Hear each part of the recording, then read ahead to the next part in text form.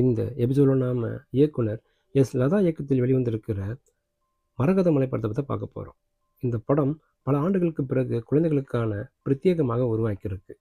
18ஆம் நூற்றாண்டு நடக்கும் இந்த கதையில் மரகத மலையின் கீழ் வசிக்கும் ஜமீன் குடும்பம் பரம்பரையாக தங்க வைர ஆபரணங்கள் அடங்கிய பொக்கிஷ புதையலை ரகசிய இடத்தில் வைத்து பாதுகாக்கிறாங்க. எதிர்காலத்தில் வறட்சி என்ற நிலை வந்தால் அந்த புதையல் மக்களுக்கு கை கொடுக்க வேண்டும் என்பதற்காக அவற்றை பத்திரமா பாதுகாத்து வராங்க. அந்த வகையில் சந்தோஷ் பிரதாப், தீப்சிகா தம்பதி இந்த தலைமுறை ஜமீன் குடும்பமாக இருக்காங்க. இவர்கள் மீது கொள்ளை கூட்டம் தாக்குதல் நடத்தி புதையல் ரகசியத்தை அறிய திட்டம் போடுது. ஆனால் அந்த புதையல் பற்றிய ரகசிய வழி வரைபடத்தை தன் மனைவியிடம் கொடுத்து மனைவியையும் தனது மகனையும் காட்டுக்குள் இருக்கும் குலதெய்வ கோவிலுக்கு அனுப்பிவிடுறாரு சந்தோஷ் பிரதாப். காட்டுக்குள் செல்லும் தீப்சிகா ஒரு கட்டத்தில் தன் மகனை பெறுகிறாங்க. மேலும் முனிவர் ஒருவரின் சாபத்துக்கு ஆளாகி சிலையாகி விடுறாங்க. சந்தோஷ் பிரதாப் தனது மனைவி மகனை கண்டுபிடித்தாரா, புதையலை காப்பாற்றினாரா? இதாங்க இந்த படத்தோட மீதி கதை.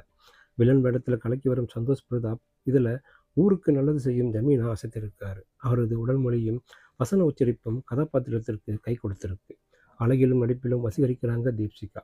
இருவருக்கும் அடுத்தபடியாக சிறுவன் சசாந்தின் நடிப்பு கவனம் ஈர்க்குது.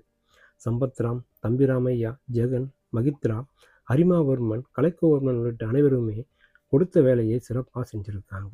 பிஜே முத்தையாவின் ஒளிப்பதிவும் கண்களுக்கு விருந்தளிச்சிருக்கு. எல்வி முத்து கணேஷ் இசை அந்த கால காட்சி அமைப்புகளும் ஒத்து போகுது.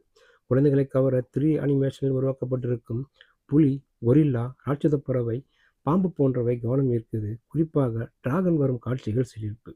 மேஜிக் நிறைந்த கொண்டாட்ட காட்சிகள் பலம் சொல்லலாம். லாஜிக் மீறல்கள் ஆங்காங்கே தென்படுது. அதிரடி ஆக்ஷன் என பழக்கப்பட்ட கண்களுக்கு குழந்தைகள் கொண்டாடும் வகையில் ஒரு அலாதியான படைப்பை கொடுத்திருக்கும் இயக்குனரை பாராட்டலாம். கிளைமாக்ஸ் பாடல் காட்சி சிலிர்ப்புன்னு சொல்லலாம்.